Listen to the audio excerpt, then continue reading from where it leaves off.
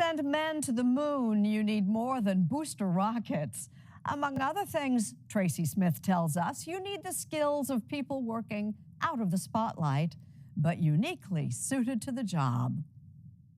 Right now, after seeing it happen, knowing that it happened, it still seems like a dream. Even for the people who actually did it, the idea of walking on the moon is still a little hard to comprehend.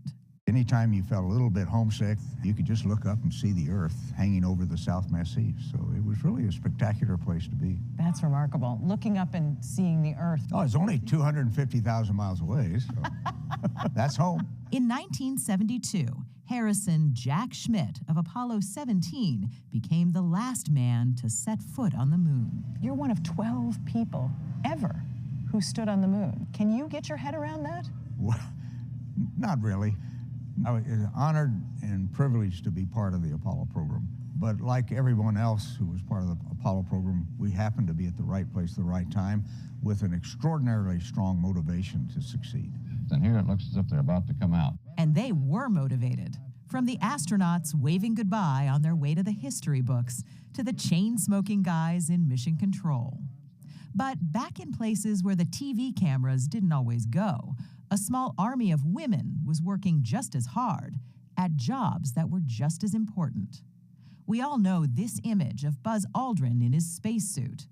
But how that suit was made is a story in itself. Let's let our friend Andy Astronaut demonstrate the hazards lunar explorers will encounter. Before man could take a giant leap, they needed to solve a few giant problems. In the near vacuum of space, the gases within his body would immediately expand. Without the right spacesuit, an astronaut could blow up like a balloon, or burn up, or maybe get drilled by a micrometeorite. When NASA needed a new moon suit, big government contractors like Litton Industries and Hamilton Standard made stiff, bulky spacesuit prototypes that often looked like a cross between Sir Galahad and Buzz Lightyear. To infinity and beyond! What NASA needed was something more flexible, and they found out that no one knew flexible like the people who made these. Pretty face, but uh-oh, midriff bulge. Her midriff bulge is showing. See the difference before and after you change to Playtex Living Long Line Bra. Yep, Playtex, formerly known as the International Latex Corporation, ILC, of Dover, Delaware. The girdle company wasn't nearly as big as the other suit makers, but they had some pretty radical ideas. In 1967, ILC came up with a softer, more flexible spacesuit made almost entirely of fabric, and then shot this film at a local high school with an employee putting the suit through its paces. In the end, the company won the contract for the Apollo suits and gave some of their bra-making seamstresses a brand new assignment. Did they tell you initially you're going to be sewing spacesuits? They didn't tell me a thing. They just brought me over here. So from bras and girdles to spacesuits. Little pieces like this, to big pieces like this. Anna Lee Minner, Ruth Anna Ratledge, Lily Elliott, and Joanne Thompson were 4 of the women who made the suits that went to the moon.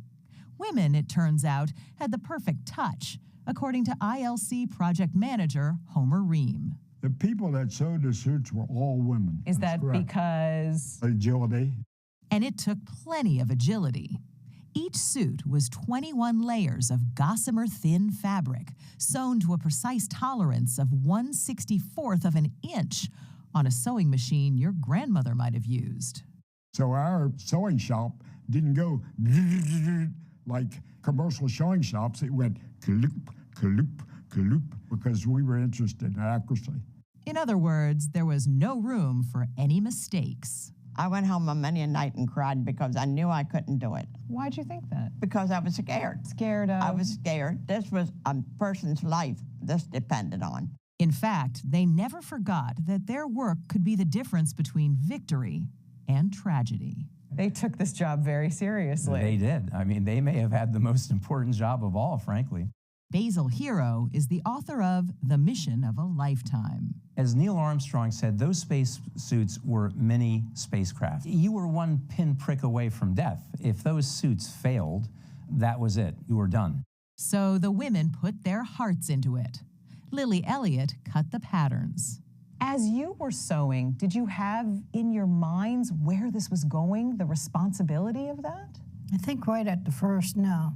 But later on, you know, when you had all these inspections going on, it kind of clicked in your head, okay, you know, I got to do this right. This is a CBS News special report. And then the job got even tougher. America's first 3 Apollo astronauts were trapped and killed by a flash fire that swept their moonship early tonight at Cape Kennedy in Florida.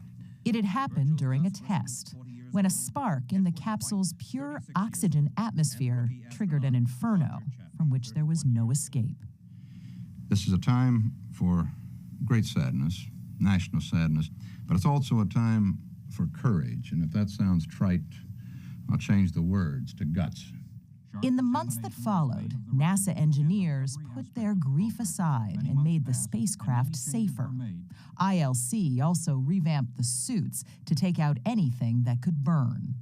And the inspections there could be brutal.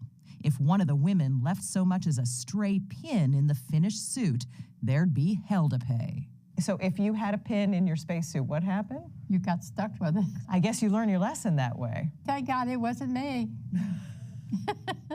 The astronauts themselves were familiar faces as their suits were made, both in person for fittings and on the signed face cards that hung from every suit, a reminder that the astronauts were, indeed, betting their lives on the skilled hands at ILC.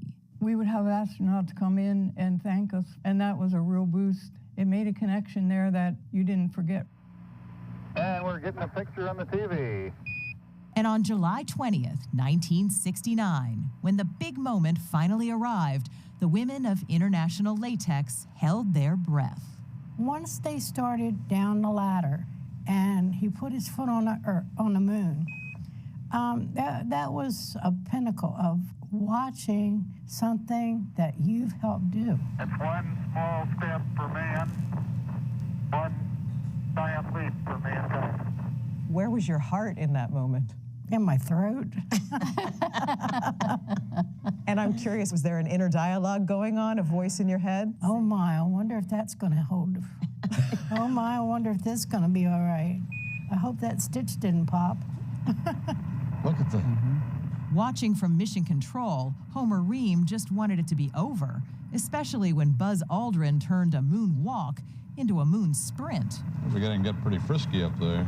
I'm saying to myself, corral that guy, lock him up and get him up the ladder. It's a success. Let's declare it a success and go inside. You wanted Buzz Aldrin to stop running. I wanted Buzz Aldrin to stop running around and get up the ladder. So-called kangaroo hop. In fact, none of the spacesuits failed. Not once on the first moon mission or the last. Right away, Houston. I was strolling on the moon one day. In a merry, merry month of December. Now, May. If you really listen to all of the audio of the mission, every once in a while you'll hear a song. You lapse into song. I think that's pretty cool. I was having a great time. Were you able to enjoy yourself? I really did. The whole time I was up there. Oh, is this a neat way to travel? Isn't it great?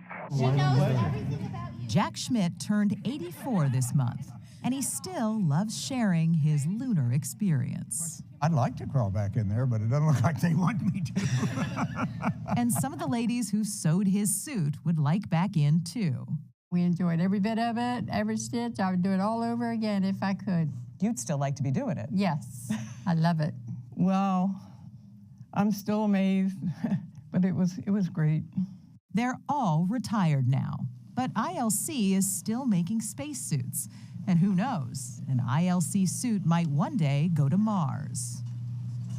But it all began with Apollo 11, when a small group of dedicated women back on Earth helped bring us all just a little closer to the heavens. I think they're taking pictures of each other with a Hasselblad camera. The first tourists on the moon.